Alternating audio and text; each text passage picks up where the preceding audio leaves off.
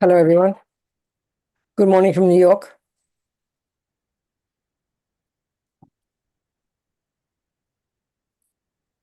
Hello. Can't hear you. Good evening from India. Yeah, I need to see Venerable I can Robina. hear somebody here. Good. Okay. We can hear you, Venerable. Am I muted? Good. No, Now I can hear you, you're not Kunpen. muted. Venerable, I can Sorry, hear you now. Venerable Robina, I can't see you. I Yeah. see you on a different. One second. I see you over there. Uh-huh. But then I look to the side. That's a bit strange. I'm here. Hello, Venerable Robina. Hello, Kunpen. There is an echo. 1 second, Venerable Robina. We have a first session.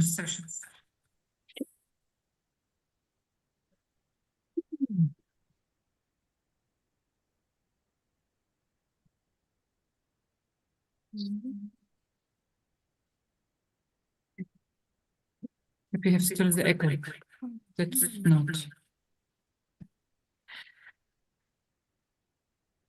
Hello, Venerable Robina. Losa Dashi No. Delay. Thank you, Tashi Delay, everybody. I have Yes. something nice for you. Okay. Look at that. Here we go. Oops. Receiving. Thank you. Thank you so much, Venerable Robina. Oops, Okay. we have an echo here.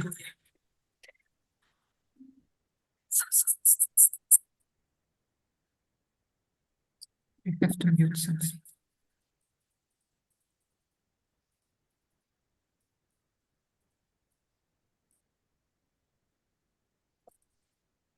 Can you also, Venerable Robina, you hear the echo, everybody? Or it's just me? Yeah, I don't know. And I don't hear Venerable Robina. I'm here. I'm here. Like this. No, just leave it like that. Okay.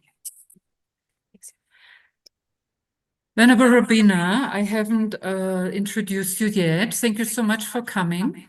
Hey, good. While we're still working on the tech part. Venerable Robina, do you allow me to introduce you? Sure, go on. So, welcome everybody. Today is Losar, so the Tibetan New Year, and we start the 15 days, the 15 auspicious days of the New Year. And on Losar Day, we also honor the anniversary of our founder, Lama Yeshe, his passing into Parinirvana. And it was Lama Zopa Rinpoche's wish that we have students who knew Lama Yeshe telling stories to keep Lama Yeshe's memory alive. So Venerable Robina is one of these amazing students who still knew Lama Yeshe. And so we're very honored to have Venerable Robina with us for the 5th time. Good morning. Good morning to New York.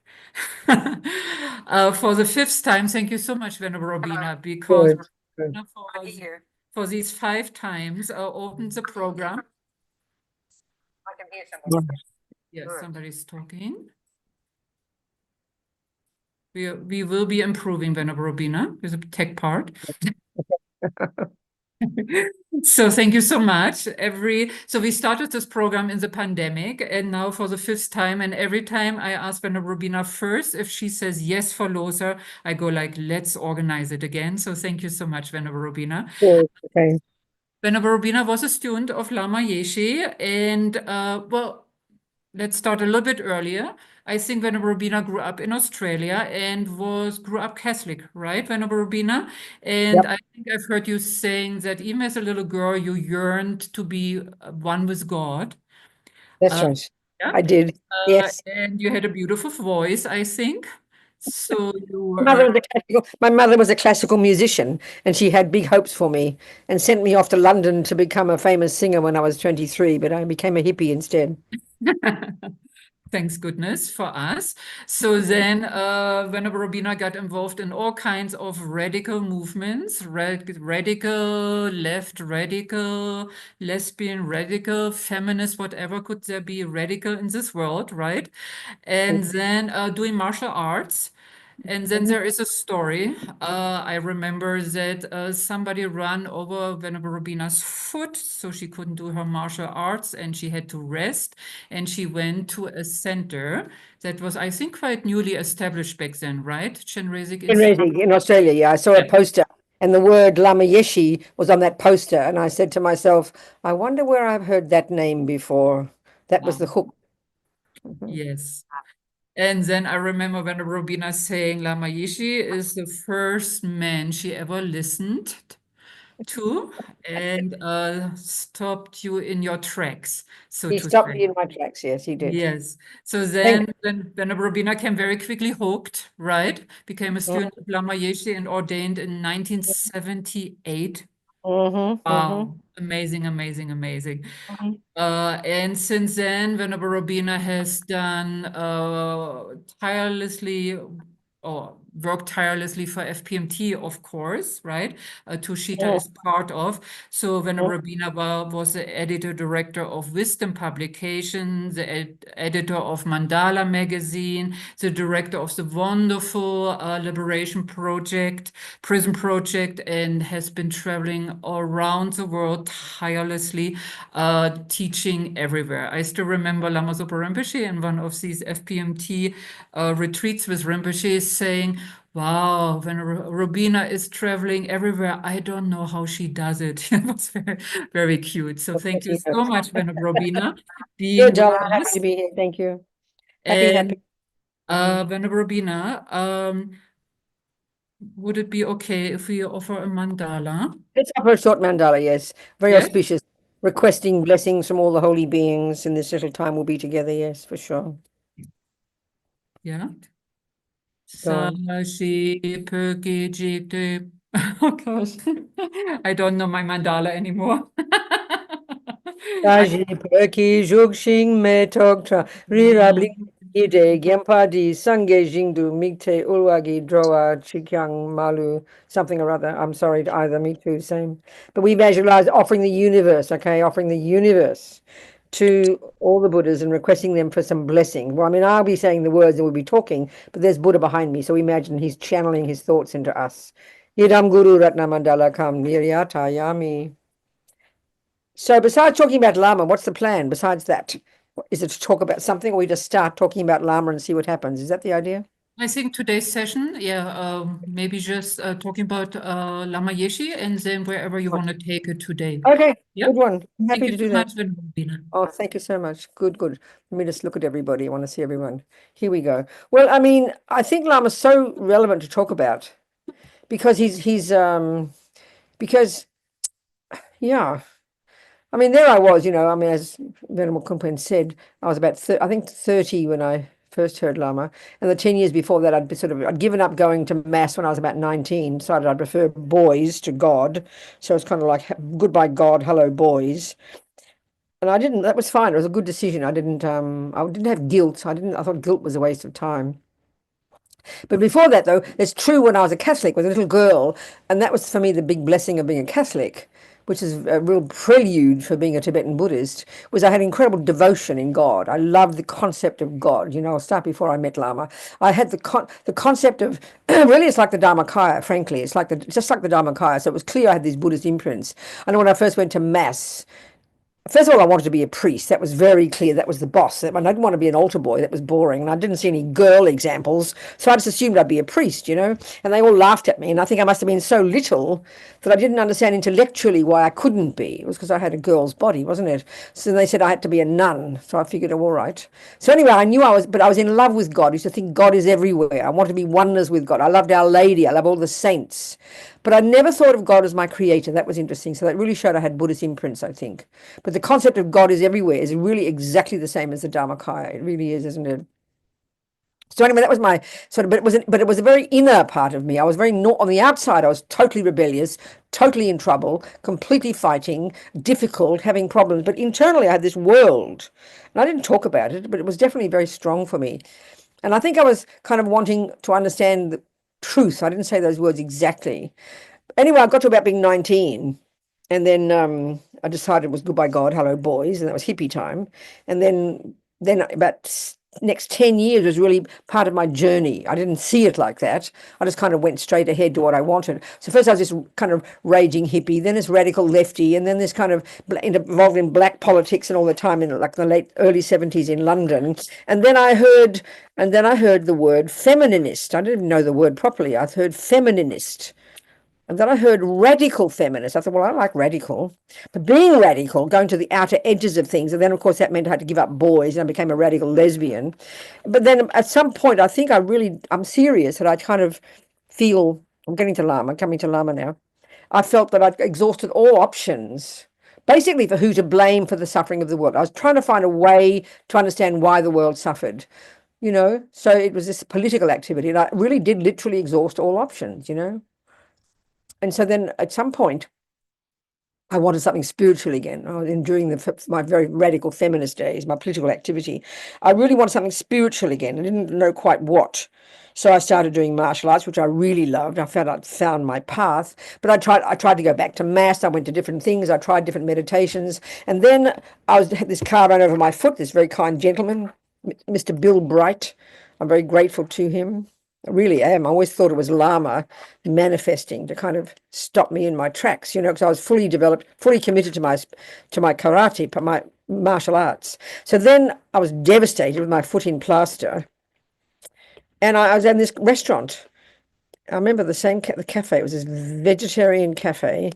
And I saw a poster, and it said, I remember the only words I remember was Lama Yeshe. And that shows the karmic connection. I'd never met him before. I hadn't heard his name before. But until this day, I'm convinced I had. But that shows the strength of karmic connections, That was the hook. And I had nothing else to do. So I went to my very first course at Chen Raising Institute, the second visit of the Lamas. The center started in 1974, I think. And this is their third course. It was 1976. Middle of the winter, June, a 1 month intensive Lam Rim course. So this is where I really began to appreciate Lama. Lama Zopa taught it. And this is the thing, since meeting the Dharma, it's so clear, that Lama Zopa, basically he was speaking like a 14th century Tibetan. And when you think about that, Tibet, even the Dharma Lama Zopa was talking in the 20th century was exactly the same as the way Lama Tsongkhapa talked. Because in Tibet, of course, they have their own language. They invented their religious language when those genius Indians went to Tibet back in the time of, Guru Rinpoche. They created the Tibetan language. They created the Tibetan religious language, the philosophical language. And so that is stayed intact all these years, So then Lama Zopa, when he talked at this course, this 1 month Lam Rim course, 200 people packed. I sat there every day and I didn't have a clue what he was talking about. I understood the words, but I had no concept. I couldn't get hold of anything. It was this arcane kind of talking about all these things. I had no idea what he was talking about. And then Lama Yeshe would come along in the evenings and just give a talk,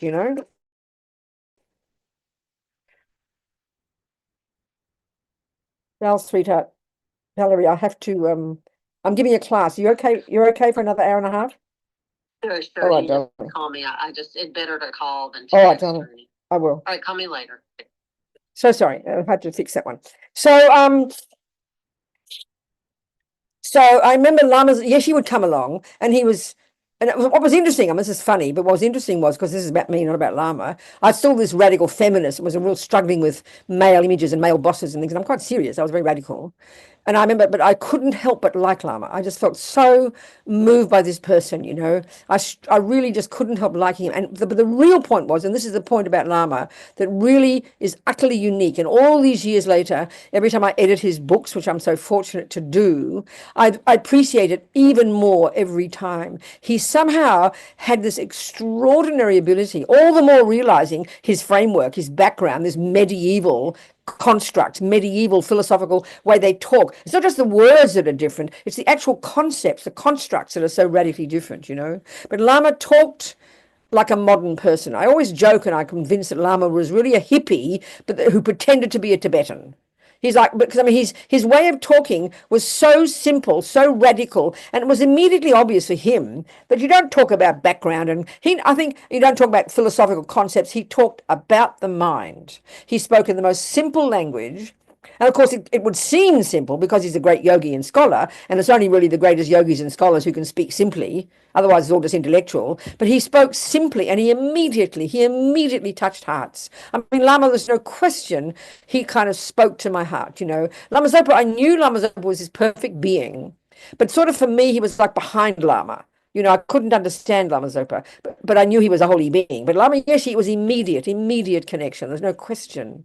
And what it was his extraordinary ability to, and his English was completely crazy, but he had this courage just to talk. He didn't care, you know, what people thought of his English. His grammar was chaotic, his structure, but he somehow could hear the words, and his words were so extraordinary. He just was able to convey to modern people the essence of the Buddhist view. And of course, if you think about the Buddhist view, it really is essentially about the mind. That's all it is. I mean, a Buddha is a being whose mind has been perfected. A Buddha whose mind has been rid of all the delusions. So this is the essence of being a Buddhist, is being, as Lama put it, being your own therapist. And he had this extraordinary way. I mean, there's no question. It was remarkable.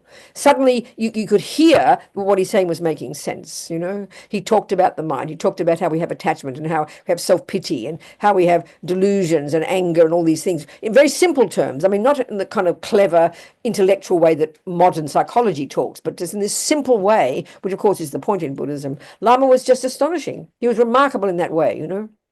I mean, he hardly, and even over the years of editing his teachings, he hardly ever said the word karma. He never talked about lower realms. Forget that, you know. He just talked directly and experientially. That was the incredible quality about him. All the way until he passed away, you know, all his teachings, you see that. Just remarkable. And it's immediate. The effect is immediate. You know, you can't help, because we can't help but recognize.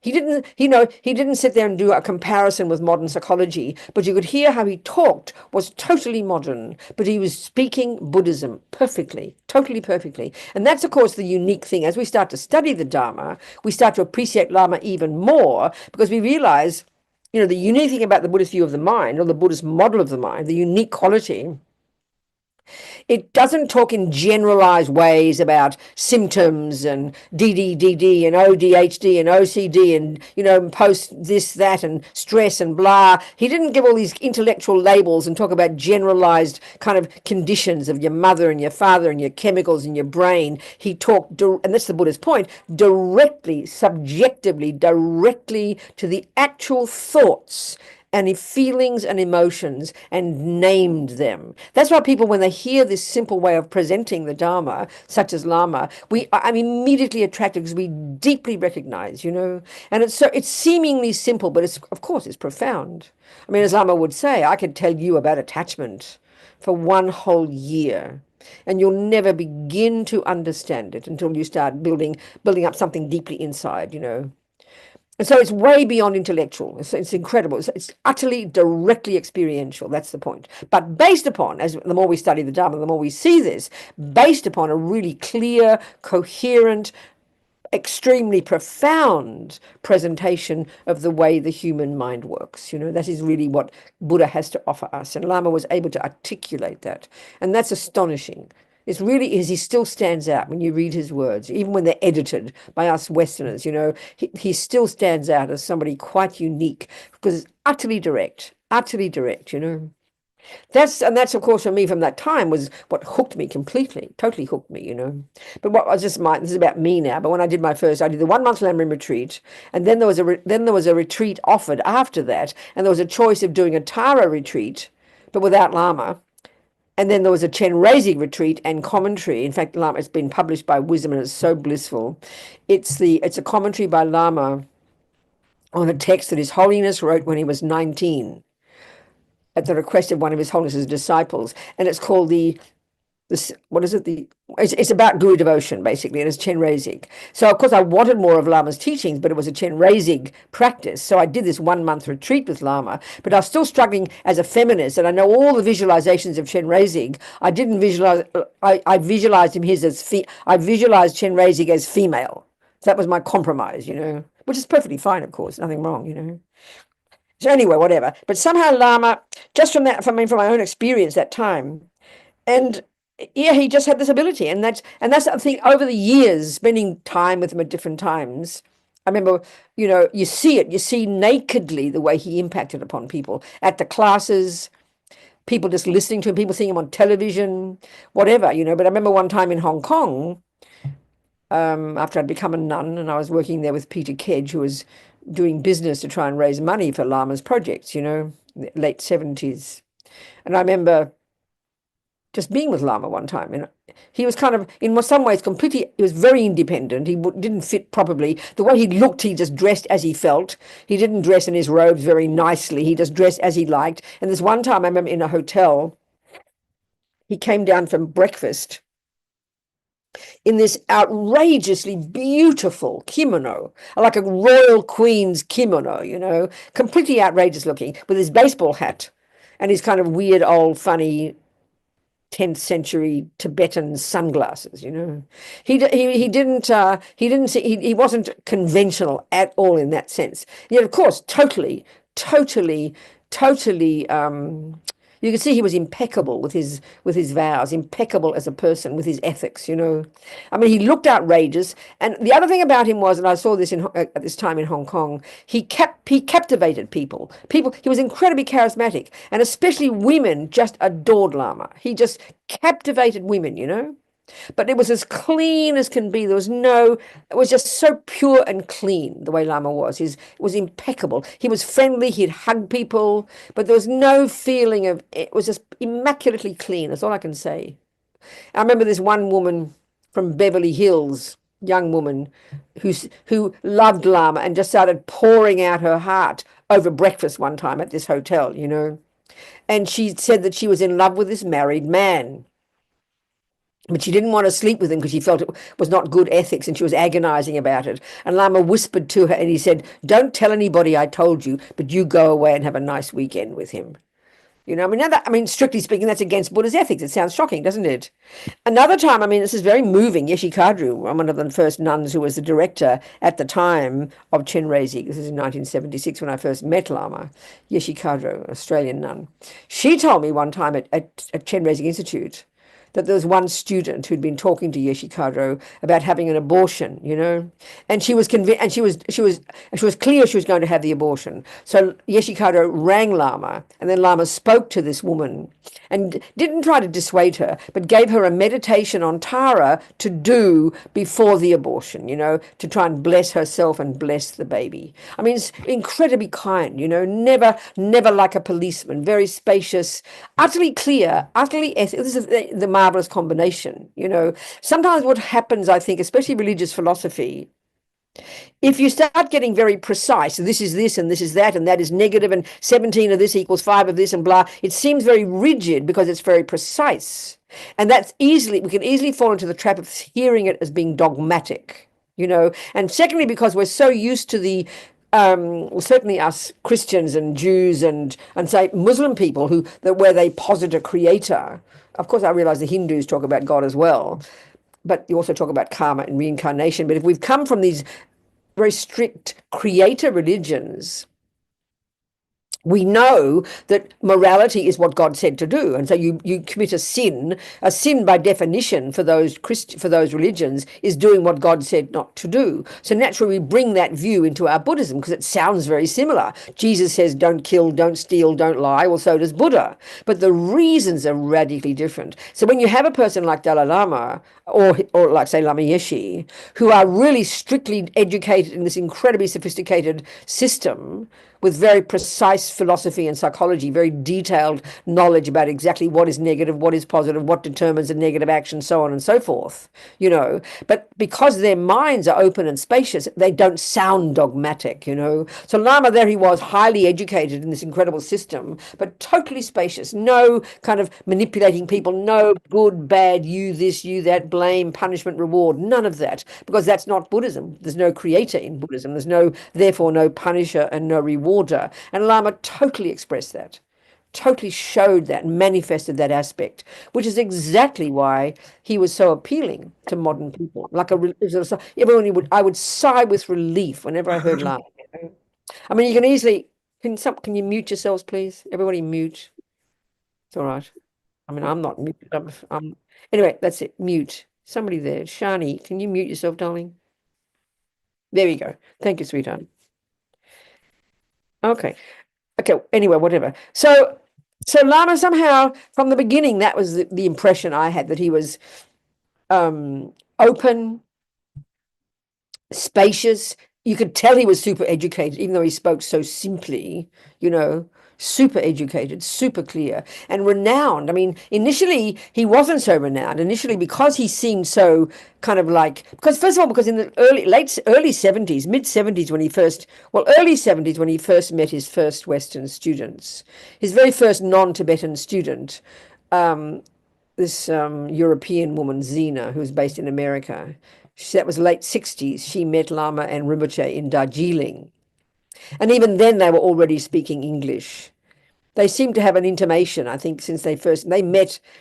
Lama and Rinpoche met, I think, when Lama was about 18, when they first came out into exile. And they both were studying with Geshe Rabten in this concentration camp, Lama Zopa would call it, Buxador, where the Tibetan monks were sent after they escaped, after they arrived in India, 1969. And Lama and Rinpoche met there as fellow students of Geshe Rabten. And then basically from there, when Geshe Rabten had to go to Dharamsala, Lama Zopa moved in with Lama Yeshe. That's when they first began their relationship, strong relationship as disciple-teacher, So from there, they started to learn English, just picking it up, and their very first student, about 1967, I think they met her in Darjeeling.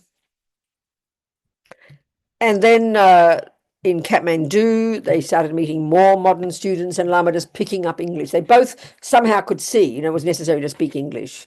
And it was a miracle, because if they hadn't, I think that it would all be very, very different.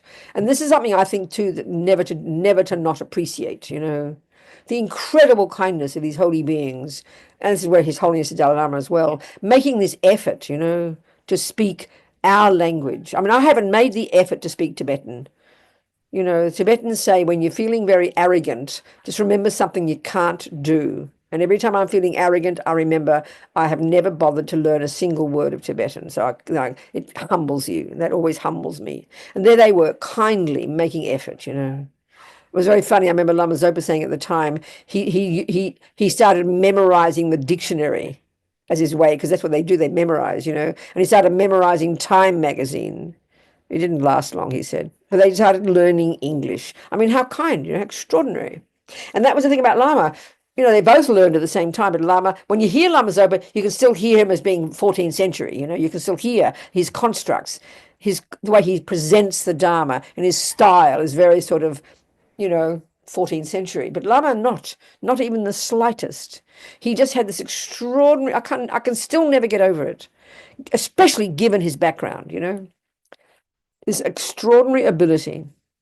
For example, I know editing his teachings on Mahamudra. The book is published by Wisdom, Mahamudra, How to Discover Our True Nature. He gave that teaching in Australia again, actually. In Australia, I think it was 1982. And 1982, a few years after he first, 10 years since he'd met the Westerners, met modern people. So I remember in there noticing, for example, that we all know, this is just his ability. I don't know how, it's astonishing. All know, if we read any Buddhist book in English, you're going to hear the word affliction, because Buddha talks about the 3 poisons. We all know that. And the main poison in day-to-day life is called attachment, and it's called an affliction. Now, we know in modern English, we don't speak that word. We don't use that word. It's a very ancient word, very arcane. We don't say, I have an affliction. You might say you're afflicted something, So affliction is, but Lama somehow never said the word affliction. So how did he know that wasn't a common word? How did he know this? It's astonishing. There's another word that is an equivalent of that word, which is the word delusion. And that's not often used by most people who translate, but that's the word that really talks in the modern world. And Lama used that word. But also what I did was I did my research in the book, because Lama, and I identified at least 20 or more than 20 different phrases or words that Lama used, most of them that he made up himself. And you could virtually say that they were equivalents or synonyms for the word affliction. But he made them up himself in his incredible effort. That was the thing about Lama. You could hear it. When you hear his audio tapes, when I'm editing, I'm almost in tears because the effort he's making to convey the meaning of these words to us. You know, it was so extraordinary. It's still so extraordinary. He would use these bizarre ideas to try to convey, I mean, like conceptual puzzle, you know, this craziest terms to help us understand something as simple as attachment, which is not simple at all to understand, you know. He was just astonishing, his effort, and he was always enthusiastic. And the other thing too is the background. Once we started to know Lama, we knew that he was chronically ill, or not chronically, but he had this heart. He had a valve missing. And anybody who ever saw him, any medical person, could not believe he was still alive. And all this was the background, all the years. Since a little boy, he'd been this way. And he shouldn't have been alive, you know. And that's why he passed away when he was 49. His body couldn't sustain. His heart had grown so huge, kind of making up for this missing valve that squeezed all his cavities, you know. I mean, squeezed all the other organs in his chest, something like that. And he passed away when he was 49, for goodness sake, you know.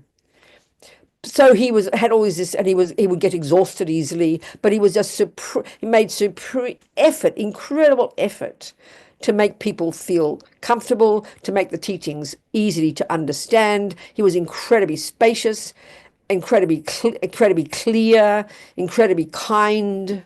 So of course, because he'd always joke about modern people, you know, the so-called hippies, but modern people in general. And he was sort of like gentle but very cutting, you know. His term for ego was the self-pity me. The self-pity me, it's self-pity. And of course, as we analyze the teachings and we look into our mind, we can see that attachment and anger and jealousy and low self-esteem are totally self-pity. Of course they are, but he'd say it gently, you know, because we wouldn't hear it that way. He was just, you know, these extraordinary qualities I still can't get over it, actually. Especially given he was isolated at that time. There weren't many modern lamas at all. You know, he didn't read books about it. He just picked it up. He picked it up from hearing people. Picked it up from hearing us, which means seeing our minds, you know.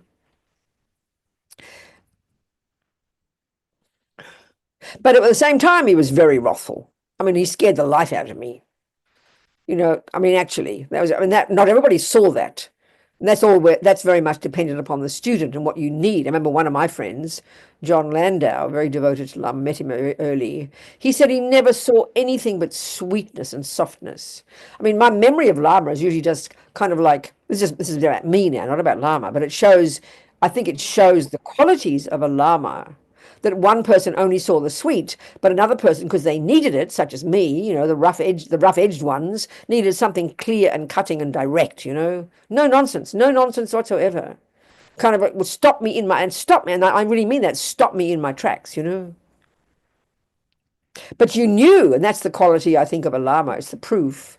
Even though he was wrathful, direct, you know, would say strong words, you absolutely knew it was coming from the purest place. Total affection, like tough love of a really pure mother, you know, you trusted, you always trusted that Lama only wanted the best for you. There's no question about that. There's just no doubt about that. And that proves the quality of a spiritual teacher, I would say, you know. So I don't know, there's a few things about Lama there. If you'd like to ask me some questions, I'd be very, very happy. About anything at all. Doesn't matter, but about Lama, if you like. Please. I'd love to have some questions if there are any.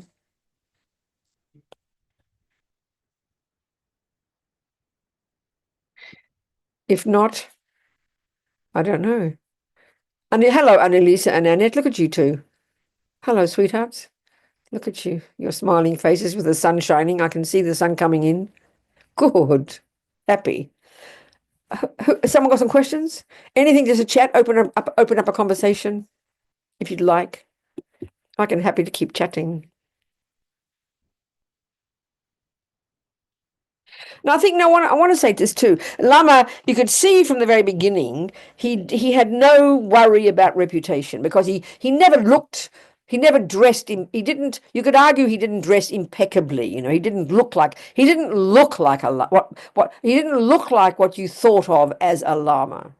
in the sense of being impeccable, dressed beautifully, with very impeccable. He was impeccable, there was no question, but this aspect he showed was very rough and easygoing and like really the aspect of a yogi. He didn't care how he appeared to people. I mean, I remember very vividly when he invited His Holiness the Dalai Lama, or one of the many people in different Buddhist centers in Europe at the time, in 82, to invite His Holiness to Europe, Italy, France, Spain, other countries too. And I remember the FPMT centers were involved, you know, and I was involved in that as well. And I was just as an aside, this is about me again, not about Lama, but it also shows Lama. He invited 10 of us, 10 men and 5 men and 5 women to be security guards for His Holiness. This is, I mean, I was one in that group, but it's about Lama. This is totally about Lama. This is in 1982. Tibetans are very traditional. You know, there was no concept in anybody's mind of a female guard, you know, a security guard. I mean, there is now. But that time, Lama just so courageous, so kind, you know. He appointed 10 of us. And I never forget, as long as I live, I felt I'd won the lottery. I could not believe I'd been given a job like that. I could not believe it. I can't tell you. That's about me, not about Lama. But the Lama one was that he decided in 1982. So me, my friend Sylvia Wetzel, my friend Gun, who are both nuns at the time and aren't now, and then 3 other women, and then 5 men. 3 of them were Swiss, and we had to wear uniforms. Lama decided we had to look really proper. So us nuns had to wear these clothes. We had these, Paula de Vis in Holland had to buy these clothes. She came up with a uniform we had to wear. Lama said you have to have a uniform. So we girls, we had this tartan, you know, Americans call it plaid skirt, a yellow blouse, and a maroon jacket. We looked very tailored and professional, you know. So I was living in London at the time, working for Wisdom Publications. And I had hair a little bit, so I had short hair. But Lama made us wear these nice clothes, and the men had to wear grey slacks, white shirts, maroon ties, and blue blazers, looking very proper. We had to look impeccable. So we spent about 6 weeks travelling around with His Holiness on the aeroplanes. We'd take him off and on the plane. We'd stand outside his door at the hotel. We'd stand there looking serious during the teachings, looking for gunmen, you know. I mean, it was a joke, really. And His Holiness was so kind to us. But that was Lama, his incredible kindness, and he appointed 5 women. I'll never forget. It was amazing. I'll never forget that. It was extraordinary. That's Lama. That was really unusual. And Tibetans didn't appreciate him, especially because he was not considered a high Lama. And that's the thing about their hierarchies. You know, Lama Zopa was a Rinpoche, so he had some status. But Lama didn't finish his Geshe degree. He wasn't Geshe. He wasn't a Rinpoche, although in fact he was recognized as a very little boy as the reincarnation of a previous abbess. But unfortunately, with the Tibetan kind of patriarchal system, Lama wasn't recognized officially in this life because that was a woman, you know. But he was recognized informally by a Lama as the reincarnation of this abbess near his home, I think, and the nuns, when they heard this from this little boy, when they first met Lama, they took care of him and looked after him and then sent him off to Sarah J when he was about 6, you know. So Lama did have qualities, but he wasn't formally recognized. He didn't have his Geshe degree. He dressed like a hippie. He looked really I see photos of him during that period in 1982, during the visit of His Holiness. He looked really rough, you know. He didn't look like impeccable. He had this bright pink Zen, this one, completely different color from the rest of his robes, looking really kind of like a hippie, you know, because he didn't have any thought of reputation. And so, of course, among Tibetans in general, he wasn't respected at all. That's a fact. Because he had all these Western students, so they accused him of just being kind of buttering up to Westerners to get their money, you know, and he just didn't have that much respect at all. But when he passed away, and I was working for Wisdom at the time, and we were based in London, and Nick Rebush was the director, and Yeshe Kato was working as well for Wisdom. We decided we'd do a magazine. Actually, that happened during the, okay, I'm saying just stories here. So 82, this tour of His Holiness in Europe, it went on for several months, and Lama was involved.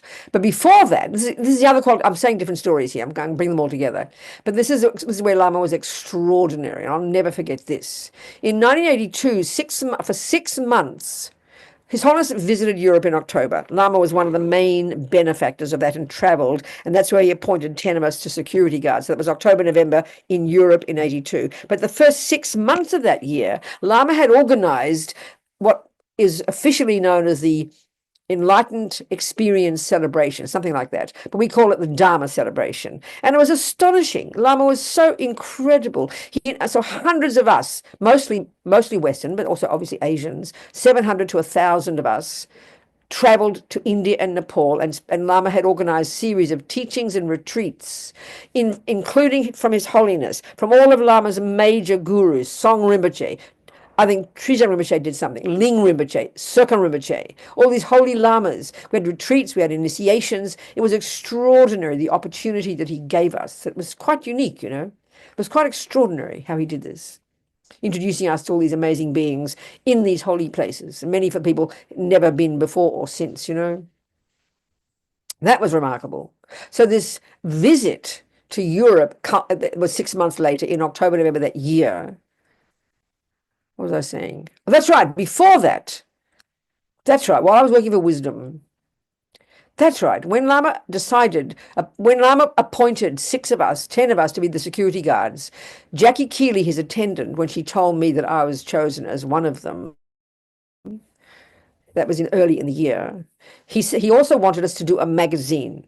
And Lama, being outrageous with his names, he wanted us to call the magazine The Propagator. I mean, not everybody, we couldn't stand Lama's names, you know. He, as you know, the only centre in the FPMT who still retains the full name that Lama gave in the beginning. All the centres were called Chenrezig Institute for Wisdom Culture, Manjushri Institute for Wisdom Culture, Root Institute for Wisdom Culture. Root is the only one. We were even the publishing, we were called Wisdom Publications,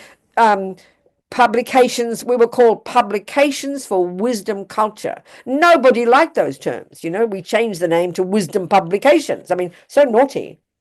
But Root Institute is the only centre who continues to use that term. And now, because Lama sort of joked and said, culture, you people, what's your culture? You need wisdom culture. And it's exactly perfect, you know. So anyway, Lama he told Jackie to say he wanted us to do a magazine in time for the European tour. And it felt too difficult to do it, too difficult. There's no time, you know, so we didn't do it. But after he passed away, 2 years later, 84 March, then we decided that's right, in 83, we were in the midst of doing a magazine. We did one, in fact. Oh, what am I thinking? Here we go. Yeah, no, in 82, after the tour. That's right. After that tour, we then decided we would do that magazine that Lama wanted. But we couldn't call it The Propagator. We couldn't stand it. So we called it Wisdom. We called it Wisdom after Lama, you know. And we worked on that. Nick and Yeshikado and me, we published one issue of the magazine. And then we were working on a second issue of the magazine in 1984. And then suddenly Lama passed away. March 84, he passed away. So that period was so shocking for us, losing Lama, you know. So we had to change the idea of the magazine, which is really the forerunner of what later became Mandala magazine, which has now stopped, unfortunately. That was a great pity. But the Wisdom magazine, it was all about the centres around the world. But then when Lama passed away, it transformed into really the first 30 pages of it were a tribute to Lama. And if anybody wants a copy of that magazine, I've got a scan of it. It's got first 30 pages are a huge report on Lama and his sickness and his funeral and the fire puja. So if anybody wants a copy of it, you just have to, I can send it. I'll put a thing into the chat box before I leave. Venerable Courtin. If anybody wants a copy, I've got it right here, a scan of that whole magazine, all about Lama. It's very extraordinary. You'd be very moved to read, I think. In fact, but before I go, I'll put it in your chat box, okay? So you can make sure you find a way to get this magazine. So we did do Lama's wishes by doing a magazine, but we didn't call it Propagator. We just couldn't, you know. We called it Wisdom. But he never got to see it, of course. No, he saw the first issue, I think. The first issue he saw. We did 2. Anyway, what I'm getting at is this. It's only when I started in 84, I started interviewing various other people, his peers, to get them to talk about Lama, showing his qualities. And you could then see over the years, people really did see his qualities. I remember Geshe Tekchok, who was the abbot of Sarajevo for many years, who was the abbot for 10 years at Nalanda. Lama appointed him, and he was before that the abbot. He was the Lama that Lama Yeshe appointed at Manjushri Institute in the late 70s when I was there to teach the Geshe program. And that was amazing as well. But I'll go back to that in a second. But Lama, I could see it. So Geshe Tekchok, when I interviewed him, and all this is in the Wisdom magazine, these quotes from different people about Lama and his qualities.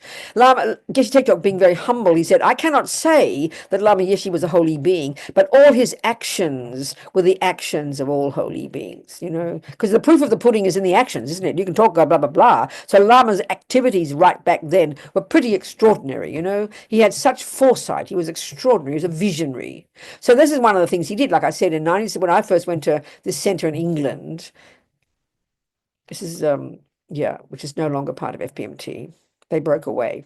Anyway, Lama there, he started the forerunner of he called it the Geshe program. He called it the Geshe program. And it was a 7-year program, which is now the master's program that we all know about, or the basic program that are these FPMT programs. And Lama started that, and then he called it the Geshe program, and he invited Geshe Tekchok, who one of his colleagues from Sarah.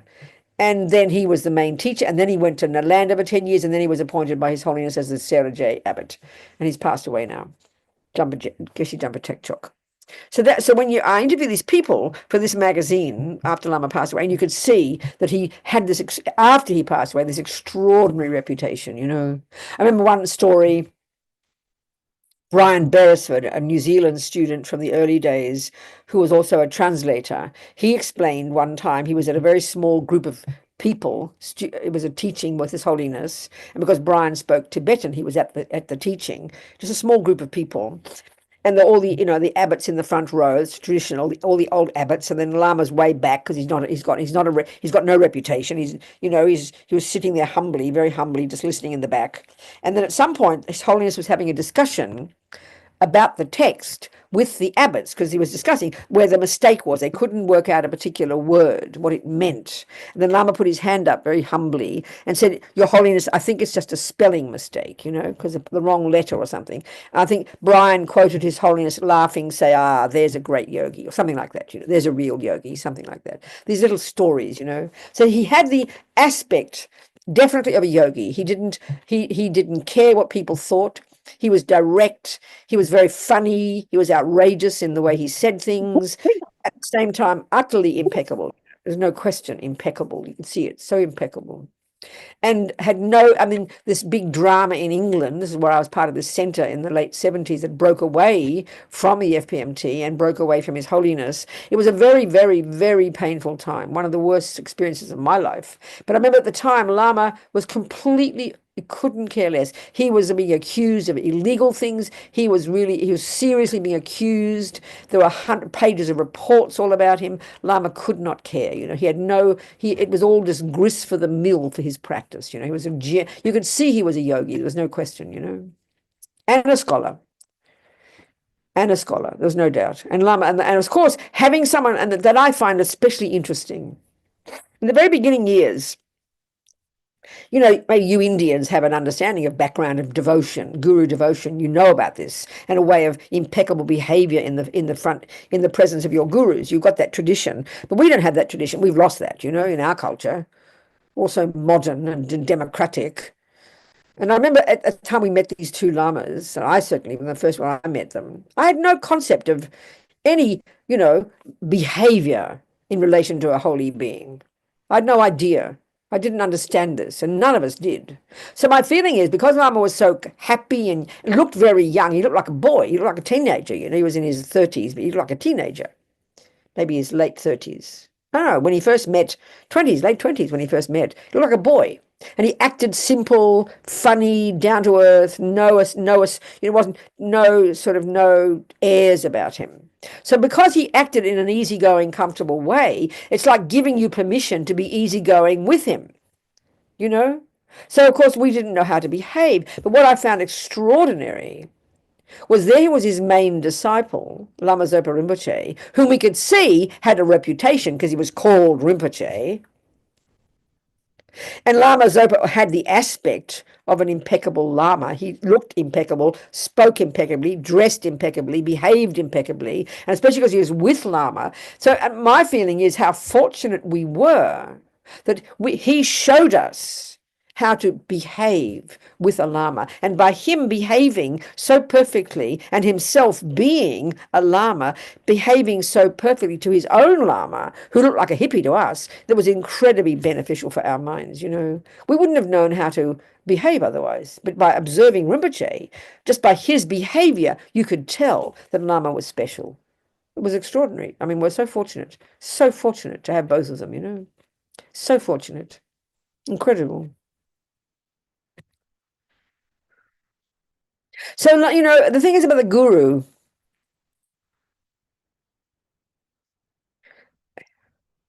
Why do we have one? What is the point? I think our trouble is in the West, modern world, we get very nervous about these words, you know?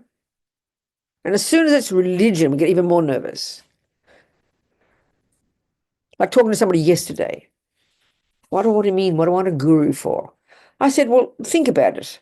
If you want to learn to become a musician, if you want to learn to become a tennis player, if you want to learn to become, you know, anything, what would you do? And she said, well, you know, you'd look at a video. I said, you'd look at a video? You want to become a tennis player, you'd look at a video?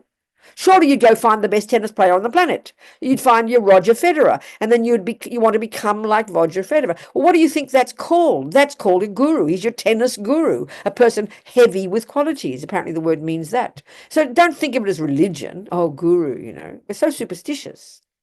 Of course you need a person right in front of you.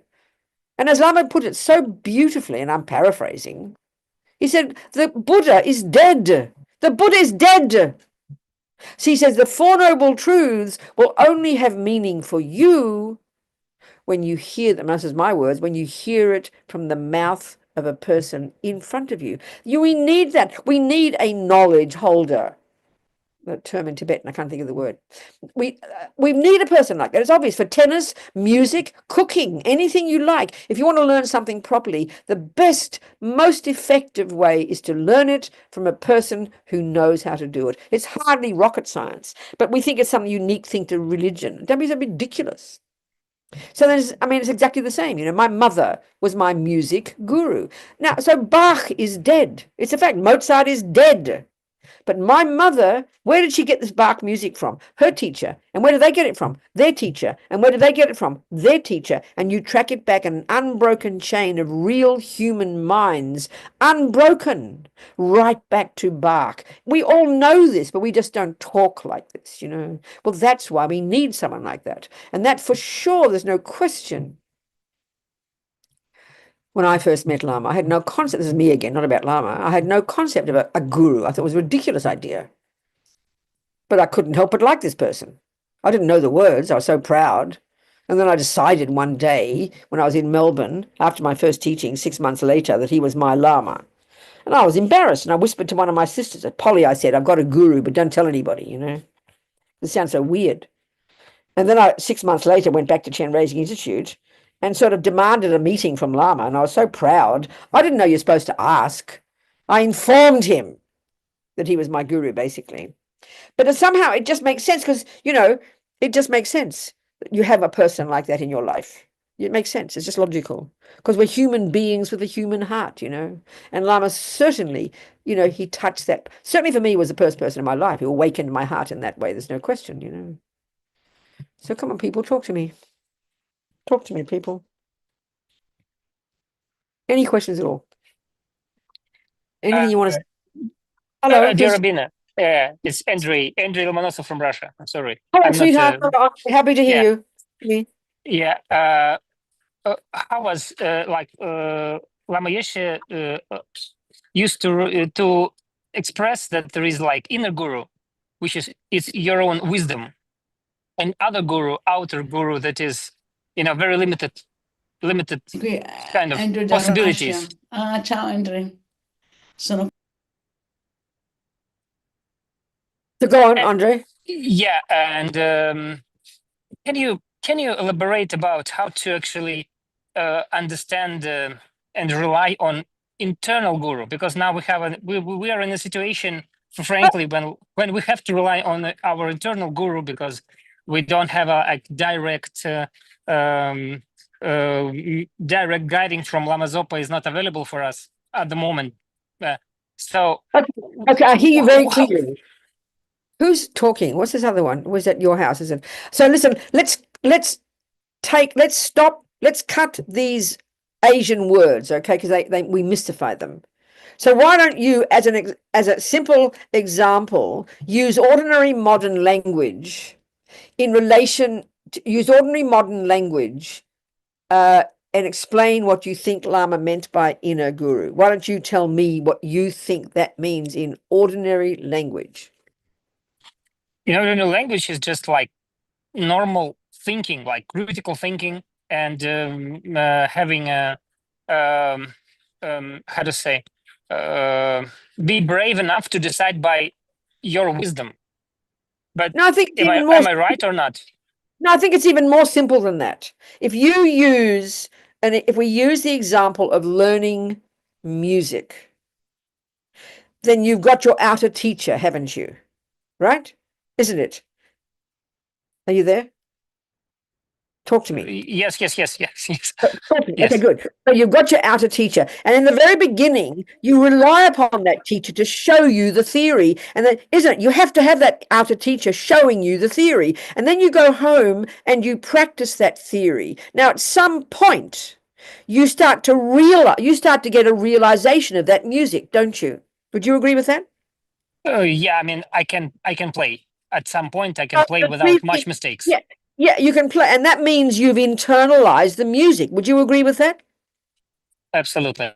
And that means you can judge yourself whether or not you played it properly. You agree with that? Yes. That's your inner guru, dear. Don't even make it. What you said was too intellectual. The inner guru is simply your internalizing what you've learned from the outer guru to the point where you can be your own boss. You can be your own therapist. That's all it means. So then if you don't have the outer guru, you can't learn properly the words and the theories, so you have the outer guru who tells you the words, who points you in the right direction, but then you must practice it. And then as you practice it, it becomes real knowledge for you. And now you can decide, no, Andre, that was not the right note. You remember what your guru said, but you can now judge yourself because you've internalized it. That's all the inner guru is. But if you don't have the outer one, you'll never find the inner one. And so it's obvious. So now you say both Lama Yeshe and Lama Zopa passed away. They are our gurus. So what do we do now? Well, this is where, first of all, there's that. To the degree you've heard any teachings at all from Lama Zopa, you've got the words. Okay, you don't have the body of Lama Zopa anymore, but you have his words in writing. So you can imagine Lama Zopa saying those words. Then you bring it inside, and then you make it your experience. So that already we can still do. But we also know, Andre, we have the added incredible benefit of the teachings from the Vajrayana, that explain these amazing practices of visualizing the guru in the form, not of the Nirmanakaya, the body of the Lama, but in the subtler body of the deity. That is the Lama. So that takes more faith. So we can visualize in all our practice our Lama manifesting in the subtle light body of Tara, the subtle light body of Yamantaka. That is the guru. There's no question. And that we even more powerfully, because when we're practicing sincerely, we get the blessings from that. We get the inspiration from that, and eventually we actually then become the Dharmakaya, which is our own Buddha. So we have all the techniques, don't we? But we also have doubt. So okay, stop right there. That word doubt. Okay, good. What is a doubt? Explain a doubt, Andre. Doubt is that when I kind of visualize the Tara and say, okay, this Tara is like Lama Zopa, then I think, or maybe it is my own imagination, and that's it, and it's not. Andre, stop. Andre, stop. One step at a time. What is it? You have to repeat. What is a doubt? Technically, what is a doubt? Technically, what is a doubt? What type of mind is a doubt? That's uncertainty. Not lack of trust Okay, a lack of trust in what? in my own actions, or Very good. lack of Stop. trust. Stop. Good. Don't go further. So now you're playing the piano. Your teacher is not there. You're playing the piano, and then you doubt, did I play it right? What is your next step? Look at the notes. Thank you. Don't go further. Don't go further. Don't go further. That is exactly the answer. So if you have a doubt, then you stop, you go to Lama Zopa's teachings, you read the advice, you get the answer, and you conquer your doubt, and you then move forward. To have a doubt, Andre, and sit there muddling along, oh, maybe I'm not right, maybe I'm wrong, but you never bring a conclusion, you'll go mad. Are we communicating? Thank you so much. Absolutely clear. Good, darling. So one step at a time, and be precise about it. It's just kind of wishy-washy and stupid to sit there, oh, maybe it's not really, I mean, you know, oh, I'm not doing it the right way. Well, check up and look at the bloody theory. It's all there. You've got all the words from your Lama. He's got 45 years of teachings, millions of words, every possible instruction you could ever want. Don't just sit in your doubt and be self-piteous. Look at the words, verify the facts, fix your doubt, and move forward. That's what you do with a doubt. Thank you so much. Good. Thank you. Next person. Somebody else. Some other questions? Anybody? Anything at all? I have yes, that's a one really good question. Who is it? Who's talking to me? Who are you? My name is Isidora. I'm from Serbia. Okay, Thank good. you Hello. for teaching. Good. Talk to me. Yes. So my question is, what teaching or topic or words were most remarkable that you want to share with us, or had most influence on your path, so that we can know what was the most important teaching or topic from Lama? Thank you, Isadora. From the very beginning, what struck me about Lama and what he emphasized so hugely, and this is really what's behind Andre's point, is in our modern culture, we have incredible we don't have much self-respect. Therefore, we don't have much confidence in ourselves. In fact, we have self-hate. We don't have any confidence. We don't think we're valid. We don't trust what we think ourselves. We don't even know what we think. So for me, the very beginning was so clear that Lama was saying that, that what he pointed out about the Buddhist teachings is that we've got this extraordinary potential mentally to develop our qualities and become an amazing person, and all the techniques are there. And also hearing, like he talked about in Mahamudra, hearing literally the explanations of the natural state of the mind being joyful and blissful and radiant and pure and virtuous. That these are, so hearing the Buddhist teachings very detailed about the nature of mind, how it's pure in its nature, how finally delusions are not at the core of our being, and that we've got this marvelous potential. That's something unique. We don't have that in our modern psychology at all. But with the Buddhist teachings, that's incredible. And Lama would always emphasize that. And that's what really struck me, that I had potential, that my mind wasn't stuck in misery, and that I could go beyond it. That for me was very powerful and still is. Do you understand, Isadora? And that's very experiential. It's not intellectual, That's incredible. If we can have confidence in that, then it's very encouraging, very encouraging. I found that, or still find that, the most powerful from Lama Yeshe. Thank you, Isadora. It was a good point. What else, people?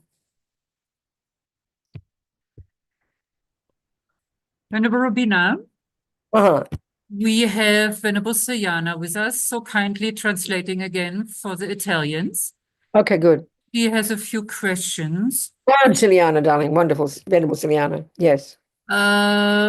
So what are the reasons? Because Venerable Robina, you mentioned the reasons for God's morality in Christianity are different from those of of the Buddha.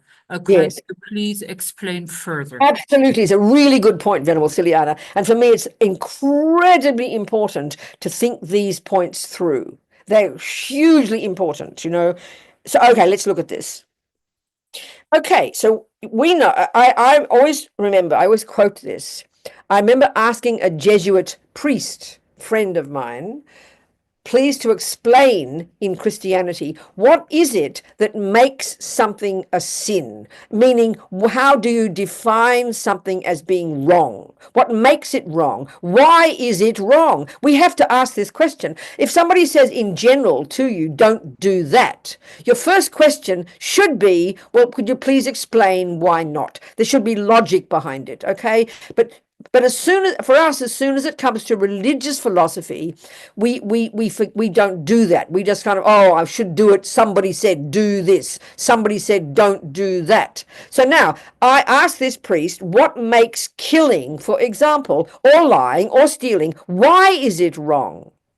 And he said the main reason killing, stealing, lying are wrong, the main reason they are sins, what literally defines them as a sin, is the fact that God said not to do them.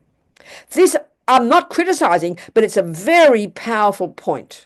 So in other words, because this concept of God, a creator, this all-powerful, all-pure, all-knowing energy that pervades the universe, that literally created me, created the universe, therefore creates the laws, and therefore says do this and says don't do that. So by definition, going against God's will, as we said as Christians, is what is a sin. So that's pretty powerful. Now, my feeling is, philosophically speaking, that's how we feel about morality. Look at us, even if you're a materialist, as soon as, we think, oh, I shouldn't do that, the God, judge said this, the police say that, the world says this, mummy says that, daddy says this, and we run around trying to be good girls and good boys because we think if we will get punished. So we all have, it's a philosophical position actually, deep in our bones, and Buddha fundamentally disagrees with it.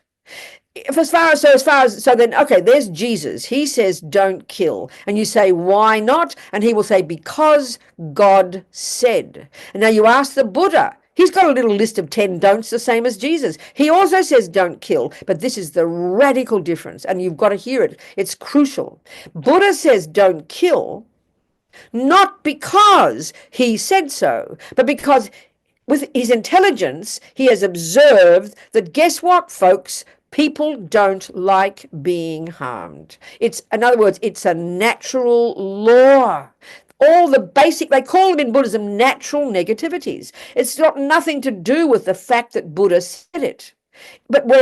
So our trouble is, if we've come from being Christians or Muslims, we hear it in exactly the same way, that we assume Buddha is the equivalent of a god, he is the boss, and he will punish me if I'm naughty. But that's complete nonsense for the Buddha. It's a dualistic nonsense. It's not valid. It's not viable. It's not real. It's not important. It's not the point. So for the priest, he said to me, there is some aspect of natural law. In other words, people don't like being killed. But the main reason it's wrong is because God is the boss, and he said, don't do it. Whereas Buddha is more like a doctor. And this is the example I use. If you go to your doctor and she says, Robina, don't smoke, you will say, I understand. Please tell me why, doctor. Why? And she will show you the videos of all the terrible cancer that people's lungs get from smoking. And she'll say, because it will cause you suffering, Robina. She does not say, because I say so. And if you smoke cigarettes, Robina, I will punish you with cancer. But that's how we think of morality. And for the Buddha, it's infantile. It's meaningless. It's absurd. It's childish. And that's the negative side of the neurotic view we all have about don't tell me what to do. And as soon as we hear in religion, don't do this and don't do that, we hear it like that. It's totally invalid because Buddha is not a creator. Buddha is not the boss. Buddha does not punish. Buddha does not reward. There is no punisher. There is no rewarder. It's a ridiculous idea.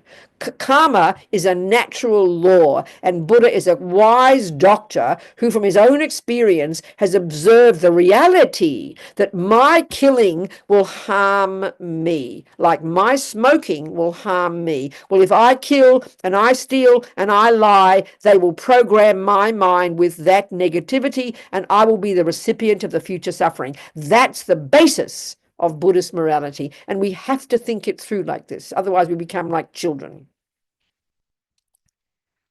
Is that clear, Ciliana?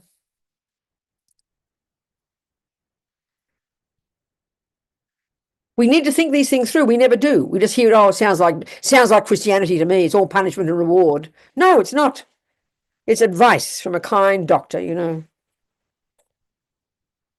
It's really important to think of this. This is the fundamental difference. I mean, it's not a minor difference. It's a radical difference. You have to really think about it very carefully. Because we are our own bosses. His Holiness says karma is like self-creation.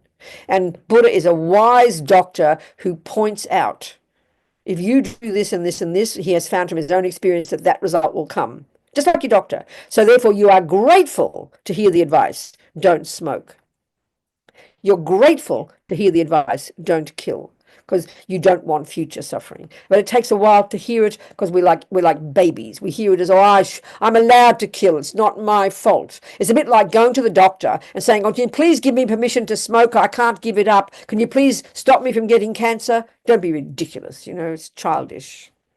So we need to think these things very carefully, especially if we've come from a very strong creator religious background, you know, because it's fundamentally different. On the face of it, it doesn't sound different. And even hearing this doesn't make much a difference. But the difference is so radical, you can't believe it. Like another whole discussion. It's another whole language. What else there? Any more other questions? So we've got to grow up, become accountable, become responsible. Yes. Who is that? Who is that? Venerable Kunpen, who was that talking?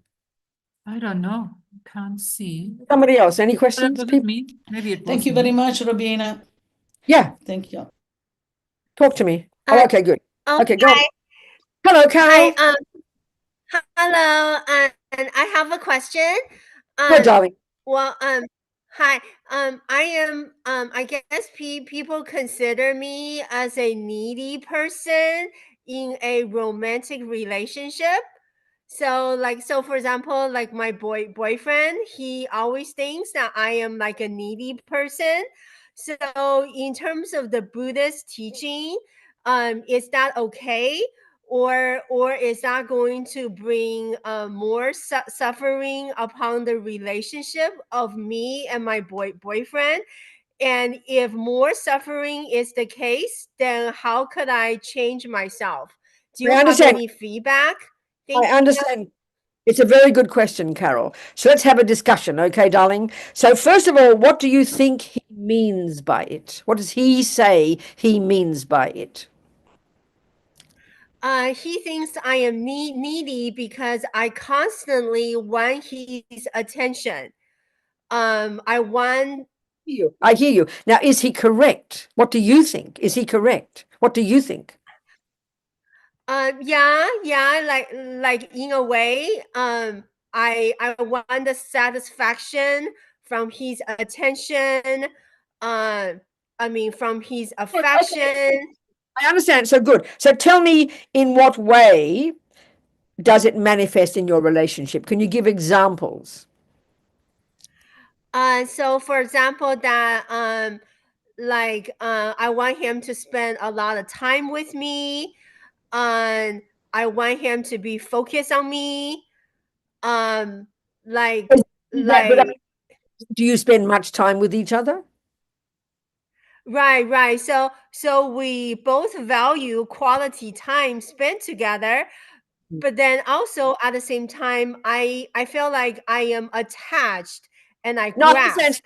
So basically, Carol, are you suggesting that he is right? Do you feel you're not satisfied with the relationship? You wish he would give more? You keep asking him, do you love me? You keep asking him, can we do this and do that together? Do you keep talking about, I want you to spend more time with me? Is that what you do, or is that what he thinks you do? It's important to know the difference between if you really do it or whether he just thinks you do it. So what's your opinion? So since we've only been dating for 1 month, and then so far is at the honeymoon stage. So so far he is satisfying me, but then at the same time I just felt like I kept on wanting more, So and do you, my no, desire, my Carol, appetite. Carol, okay, I hear you, darling, but do you say these words to him, or does he just say that he thinks you are like that? He is starting to notice that I am a needy person. Carol, But then Carol, you keep saying those words, but I'm trying to get the proof from you about whether he is correct. Are you okay? So forget what he thinks now. Let me ask you some questions. So you say you've been together for a month, is that right?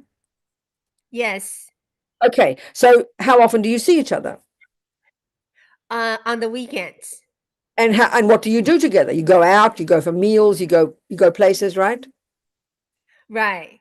And then in the during the week, you keep sending him texts. Can I see you? Do you love me? I mean, tell me why. You've got to give me the logical reasons why you think he is right. How do you show to him that you're not satisfied with what he gives you? Try and be precise. Okay. So so we had an incident 2 weeks ago that I mean that day I don't have to go to work. So I took that day off to spend time with him while he was working from home. So so while he was in the middle of doing working from home, and I wanted additional of his attention. You And asked him. then it was about You mean you asked him for more attention? You asked him to spend more time with you. Is that what you're saying? yes, Well, then, okay. So the while question. he was working. Okay, so the question to you, Carol, this is called attachment. Attachment is never satisfied. Attachment always wants something more. And then no matter how much, whether it's food or someone's attention or money, always we're dissatisfied. So do you think you recognize that in yourself or not? Yes. Okay, then, so you want to solve that? Do you want to stop being that way? Of course. But maybe you'll have first step is to learn not to say the words. You might feel it and feel nervous, but don't say it to him. Allow him to give you what he wants. Allow yourself, and don't sort of send texts and say, well, you love this and blah, blah. At least don't show that. Allow him to give you what he can, and then try to enjoy what you get from him, and try to think, this is good. I'm content with this. And let's see how the relationship moves forward. So try and control what you say. That's the first step. And then you look into your mind and notice you're dissatisfied, and notice that you think you should get more from him. But look at and think, well, no, maybe it's enough what he's giving me, and try to be satisfied. But at least don't express it to him. And then you see where the relationship goes. So in the end, he might not ever give you any more, in which case you've got to decide, is this enough? And if it's not, you say goodbye. And if it is, then you keep moving. So you've got to learn to be more in control of this relationship from your point of view, and not express it to him all the time. And if it's only been 1 month together and he's already accusing you of being needy, then clearly, so just learn from it and try, one, control your speech and don't say many things like that. And two, try to feel this is good and be satisfied with it, and let the relationship grow and see where it goes. Do you understand? Yeah, I understand. At the same time, I'm in a dilemma because I mean, ever since in the beginning of the relationships, that from a month ago when we just first started dating. Carol, what's the dilemma? Just say the words. Ask a question. Huh? What's your question? What's your question? Oh yeah. So so my question is that he was the one actually kept on telling me, encouraging me to express my positive needs in a Okay. relationship to him. Carol, there's no dilemma. Take my advice and let it grow slowly. That's my advice. Okay? Okay? Okay. Thank you so much. Thank you. Thank Any you. more- Thank you, sweetheart. Any more questions there, Venerable Kunpen, about Rinpoche, about Lama, about anything? We have another question from our Italian students. Good. So when people disturb us, what exactly should we think? That there are projections of the karmic mind, or that they are protecting their misconceived selves? Okay, never mind all that. That sounds too complicated. The Yeah. very simple thing, if someone's disturbing us, there are two things going on. One is the action of the person, but the other thing, and this is your business, is what's going on in your mind. So if you say they're disturbing you, what that means is what's in your mind is aversion or anger, and that's the thing you can learn to control. So, disturb you, they could be one trying to rape you. Then, okay, you better get out of the way. But there are two things. One is their action, and then one is your mind. So your first job is to identify what is going on in your mind. So if you say disturb, that means you're angry. That means you have aversion. So you have to look at that. That's the first step. Then depending on the action they're doing, if it's not appropriate, you try and get out of their way. What can you do? I mean, but it's too big a question just to give a simple answer. But the first thing is to see what's in your mind, and that's called aversion. That's called anger. And that's the result when attachment isn't getting what it wants. That's the most basic first step, to identify what's in your own mind. Never mind about them. That's their business. Any other questions?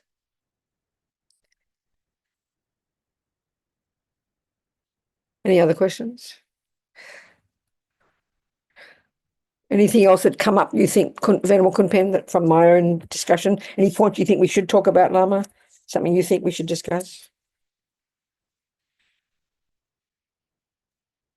Venerable Kunpen? No? I have a question. Hello, Robina. Yes, hi.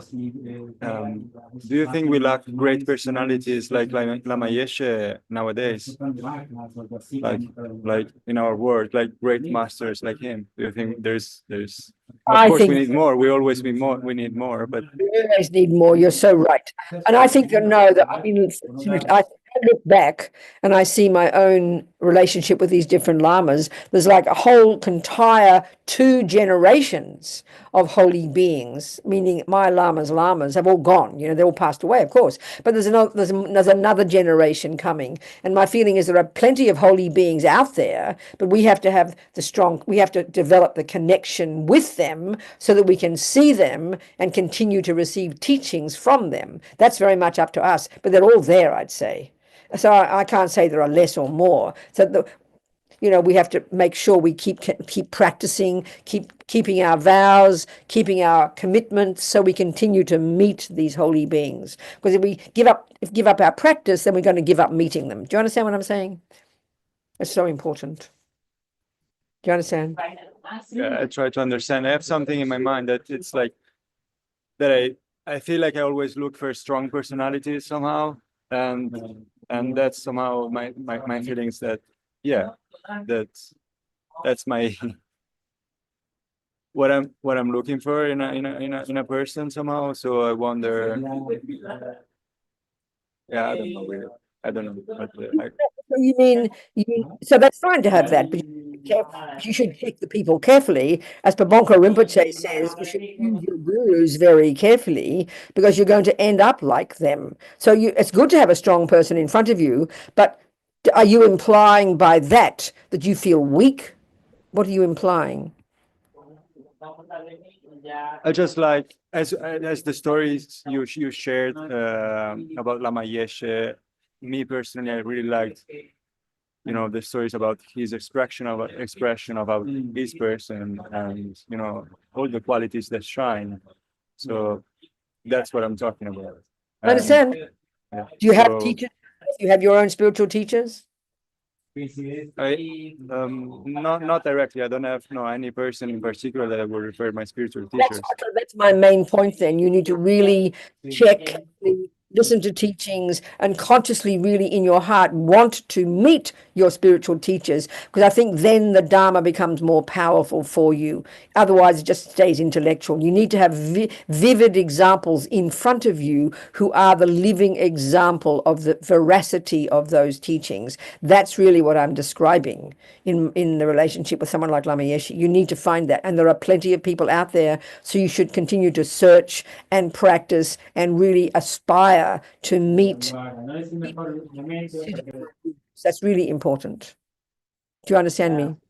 Yeah, I understand. Thank you so much. And I really liked when you said the Buddha is dead, and the Buddha, I mean, the words of the Buddha come from a person that is alive in front of you. That's Yeah, exactly right. That's so great. Yeah. It gives courage as well. So you keep praying, keep aspiring, and you make an effort to recognize. Don't just sit there passively waiting. You need to actively, internally. That's the main cause of you meeting your lamas, is your wish in your heart to meet them, and then you will see them. They will be there. So you pray strongly, aspire strongly, wanting strongly that. Okay. Okay, thank you. Good. Wonderful. Anything there also, Venerable Companion?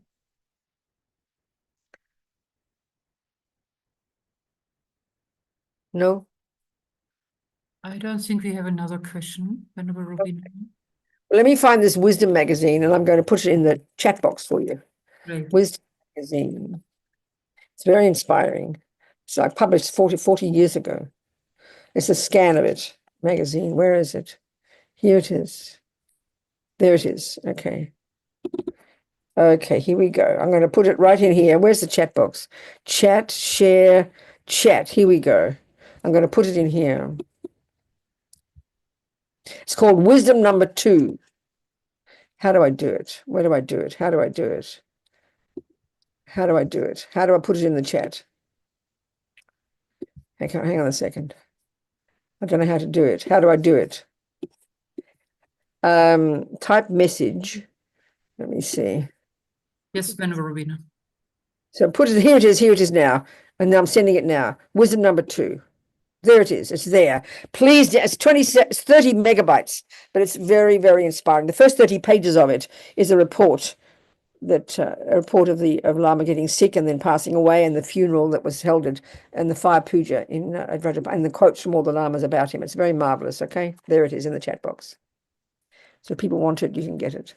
So what else do you think, Venerable Kunpen? Anything else we want to talk about? So I think the real one, is the point we just talked about before, that man who just spoke, Quetzal Balducci. His main point, I think, is a really good one. We can practice Dharma for years and years and say we're a spiritual practitioner and do our meditation every day. But I think it's really true, until our hearts are open to a valid, there's a lovely word, I can't think of the word, not tenzin, another word, something zin, knowledge holder.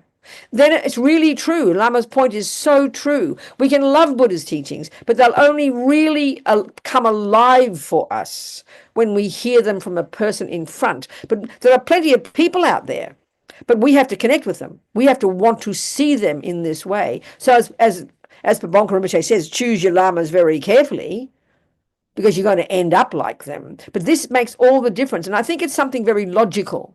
We're human beings, okay? We have a human heart. As Lama put it, he's so sweet. He said, we are all dying for love.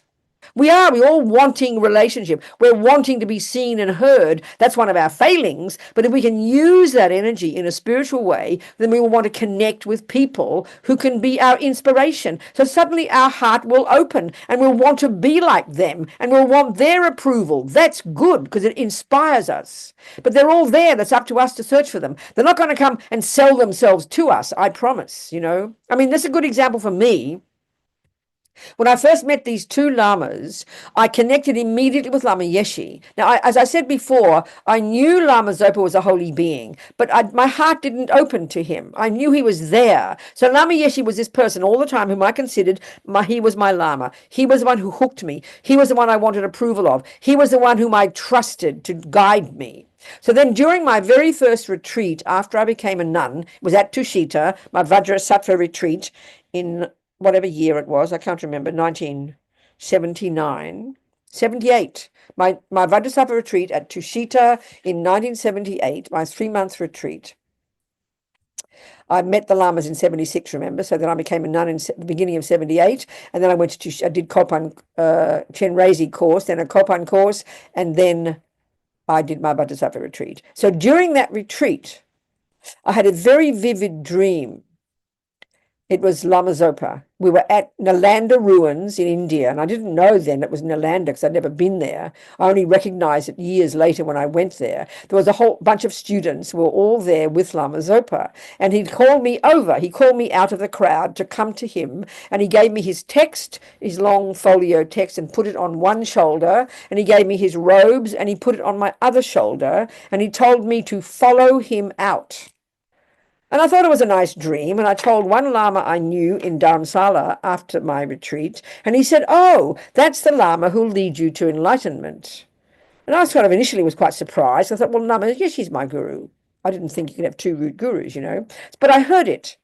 But it was interesting, and that was 1978. Well, it wasn't until 1987, 10 years later, that the penny dropped. I knew all that time he was my Lama as well, but you can't force your heart. But I knew he was. But all that period, Lama Yeshe was the one who told me to do what to do. Lama Yeshe was the one I thought of as my guru when I did my practices. And then Lama passed away in 1982, and of course I was devastated because Lama Yeshe's body was no longer there. And I'd see Lama Zopa, and I'd get upset because I'd think, well, it's not Lama Yeshe, but I knew he was there, and I had this dream in my mind, but my heart didn't feel it yet. But Lama Zopa, all those years, kind of left me alone because I wasn't ready to recognize him. He didn't force it. He knew perfectly well he was my Lama, but I wasn't ready. I didn't see it. I didn't know.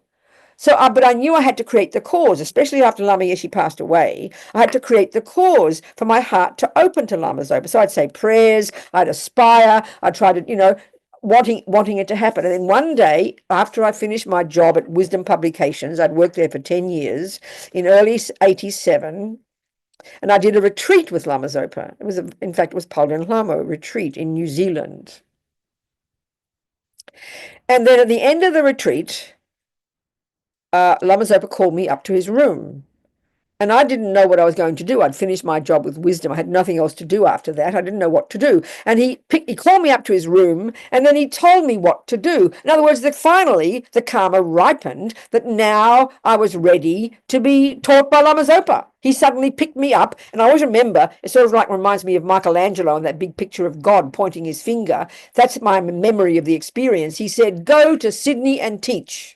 Well, I got a shock. But my point is, it took me 10 years for the karma to ripen, for me to have the merit to recognize Lama Zopa as also my root guru, along with Lama Yeshe. So I wasn't ready. So you can sit there for 27 years, twiddling your thumbs, sitting on your cushion, doing a few practices, but you waiting for a Lama suddenly to happen, but it doesn't like that. You've got to create the cause. You've got to want every day to meet your Lama. You've got to pray every day to the Buddha to please may I recognize my Lama. Please may I recognize my teacher. Please may I recognize where I fit on this path. You have to proactively want it. Intention. As Lama Zopa says, everything exists on the tip of the wish, the thought, I want. I will. You've got to be proactive internally, not searching around the world externally looking for a guru, internally wanting it. Then the Lama will ripen. It will ripen when the time is ready.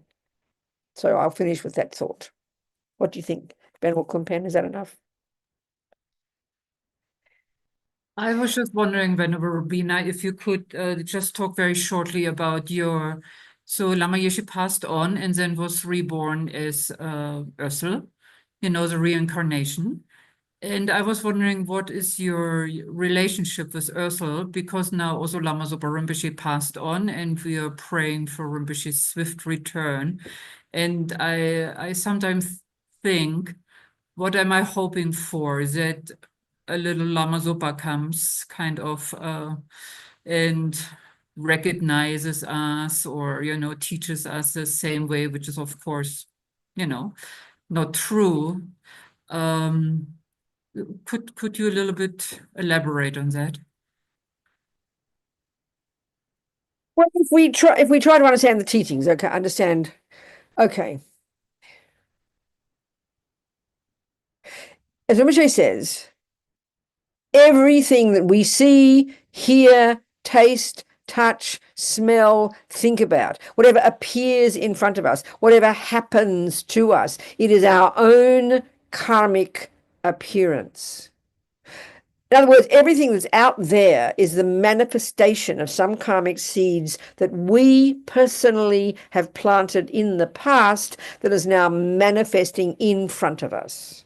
So that's hard to remember because we don't have realization of emptiness, We see things existing out there from their own side. So on the one part of me, when Lama Yeshe got born, and then as he grew older and he left the monastery and stopped being a monk, part of me was thinking, I wish he could manifest as Lama Tsongkhapa. I prayed every day that Lama Yeshe manifest as Lama Tsongkhapa, meaning what I wanted was him to be a monk and to teach Lama Tsongkhapa's teachings, like Ling Rinpoche, for example, like some of the other lamas. But then I think, well, that's not the karma I have created. And obviously collectively as a group, the students of Lama Yeshe and Lama Zopa haven't created the karma collectively for Lama Yeshe to manifest in that way. So then, what we do is we point to the object. Well, why does Lama Yeshe do this? And why does Lama Yeshe do that? That's not our business. We have to look at everything out there as the manifestation of our actions, including how your Lama manifests. So, this is very hard because we like to blame the object. So let's say, you hear about some gurus, for example, who might get drunk, or you hear about this particular person who might do that. Well, the first thing we do is we find fault. Well, then you think, no, that's my karmic appearance. I remember, for example, Geshe Kelsang Gyatso, one of my lamas, who now he's passed away, but he had his own organization. He split away from Lama Zopa and Lama Yeshe in the 1980s. He split away from His Holiness. He started his own organization.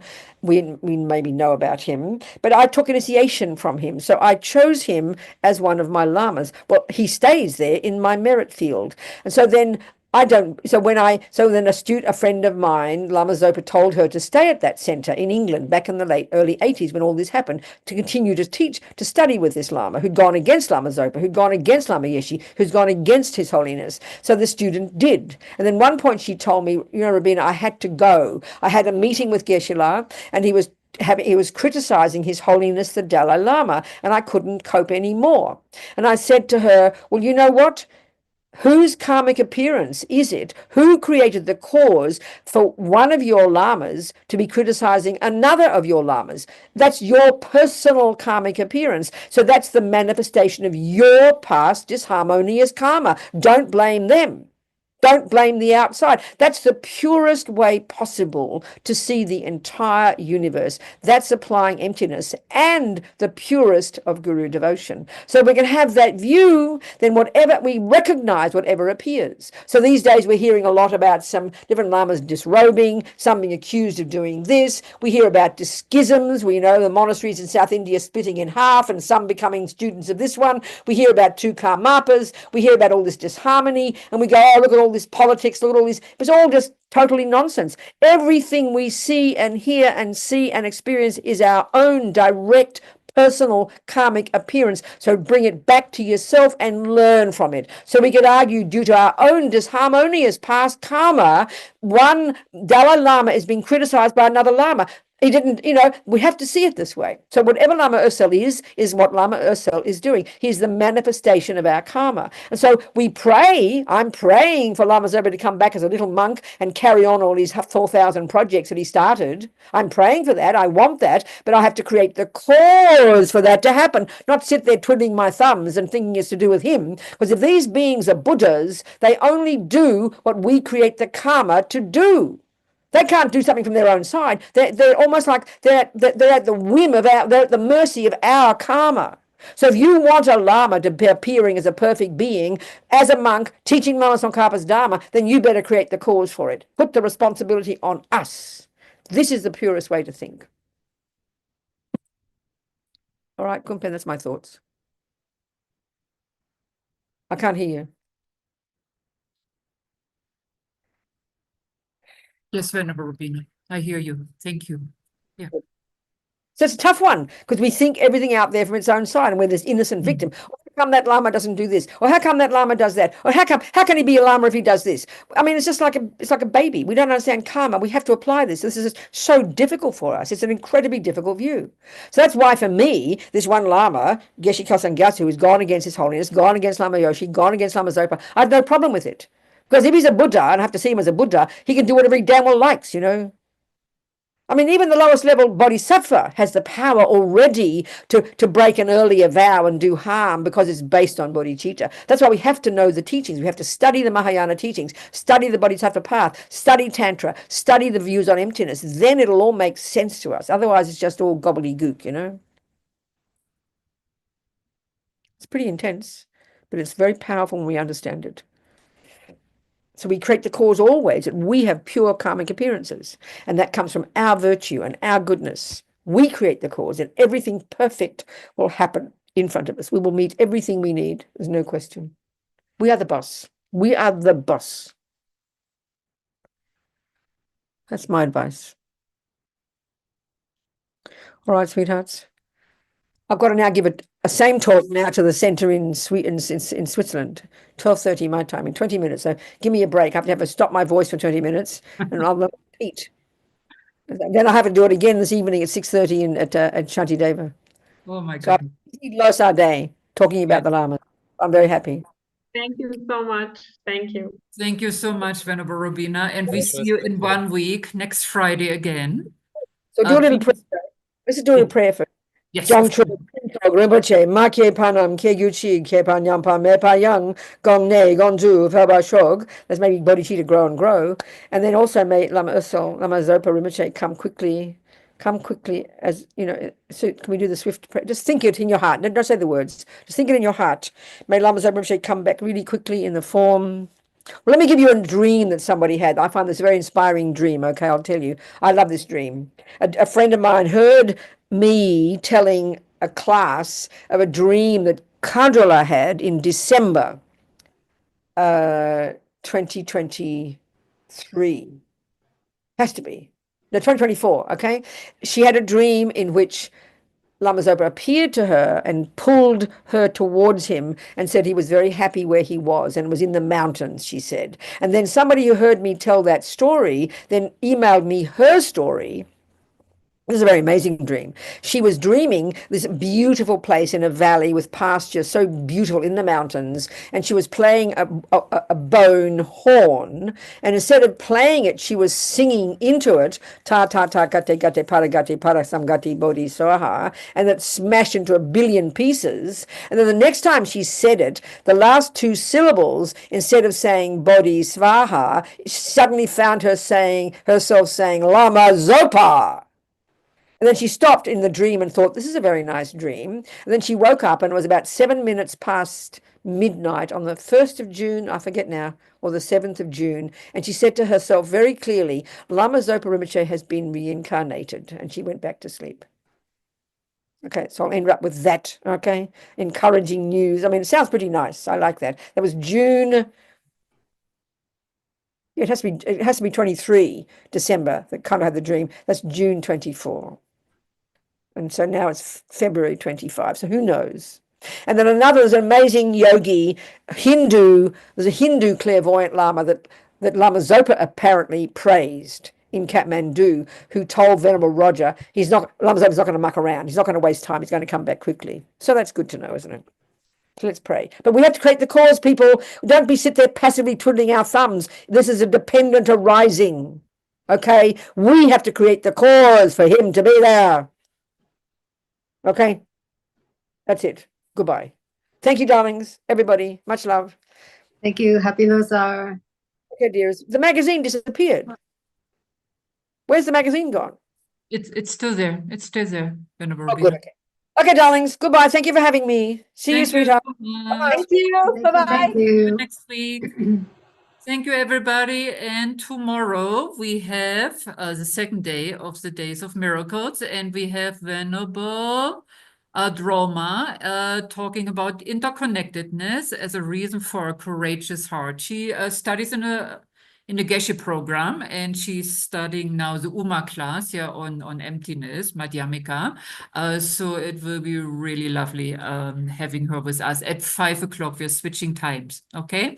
Thank you so much. Have a good night here at Tushita. It's already almost 11 o'clock and it's storming out there. It's snowing, storming. So wherever you are, have a good day. I see the Europeans, Annelies and Annette. And yes, Tatiana, and then Americans we have. Wonderful. Thank you so much. See you tomorrow, hopefully. Have a good night. Have a good day. Bye-bye. You. Bye-bye. Bye. Thank you. Bye bye. Bye bye. Good night. Bye.